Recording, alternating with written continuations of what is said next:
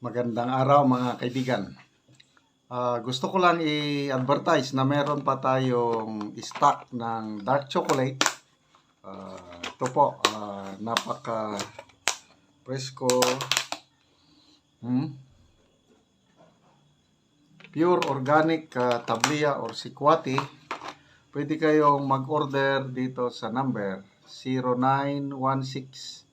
0916-9000-997. First come, first serve lang po dahil limited ang stock. Hindi po ako nagninegosyo nito. Umiinom lang ako kada umaga ito ng aking kape. Napaka sarap, masustansya. Gusto ko lang din matulungan ang mga farmers sa Bukidnon na nagtatanim ng kakao para maibenta ang kanilang produkto. Kakao tablia.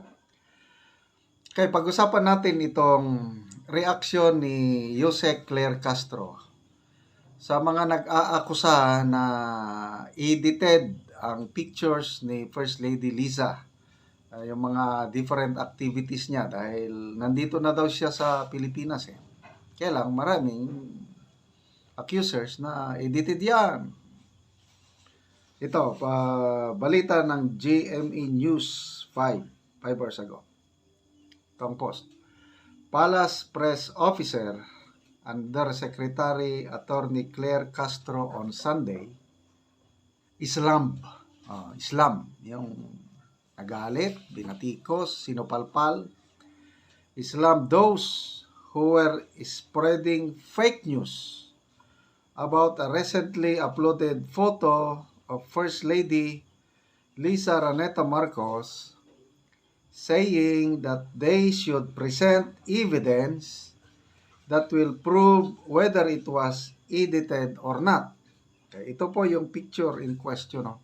Yung meeting ata ito sa Malacanang, yung Asian Cultural, hindi pala.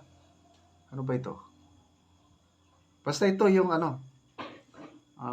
ito yung sinasabi na edited daw Okay, dagdag ni Jose Castro. Those who usually criticize are those who are not privy to any meeting. What can we expect from those who know nothing? Madaling mag-pretend na as if they know everything. So, medyo na yung tono ng ating Yusek.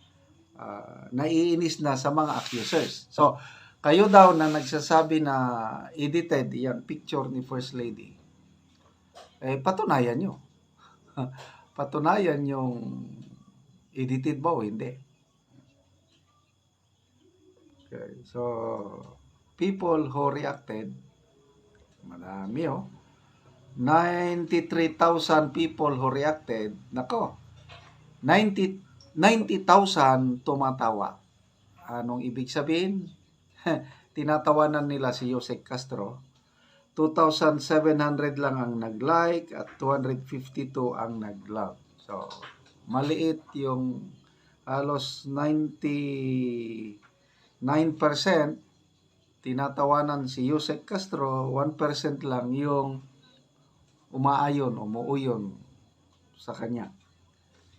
Okay, comments. Nelly Boy Di Magiba. Talaga lang nagtatanong lang at concern ang mga tao. Tapos kung ano-ano pa ang pinagsasabi nyo. Saan ba ang upuan? Saan ba ang kahit plato man lang ng unang ginang? Yun nga, napansin ko rin. Wala siyang plato kasi parang kainan Wala siyang plato. So, magdududa ka talaga na parang idinikit lang doon. Walang plato. Nandyan kayo ngayon, kung saan kayo ngayon, dahil sa mga tao na yan, baka nakalimutan ninyo. Okay. Nelson Kawile asked Liza Marcos to go live para mawala na yung duda nila. Yun lang naman ang paraan dyan. Kung wala tinatago, dapat mag-live parang sa hair follicle test lang din ni BBM. Para matapos na ang lahat ng pagdududa, ginagawa na tuloy kayong katatawanan ng mga tao. Okay. Ana Yoreste. Let her appear in ABS-CBN interview or GMA interview. Okay. Jobske Areo. Sabi nyo, nakauwi na. Pero, hanggang ngayon, wala kayong maipakita ni Anino. Na-miss na namin si First Lady. Or else, bring her home. O ito, maganda ito.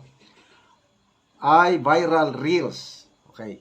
Short and precise analysis by ChatGPT. May apps na ngayon, analyze na yung picture, tapos may analysis kung edited ba o hindi.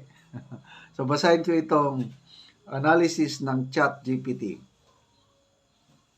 The woman in the front wearing a blue printed shirt appears possibly edited into the image. Her back outline is slightly blurred, and the tablecloth behind her has an unnatural curve.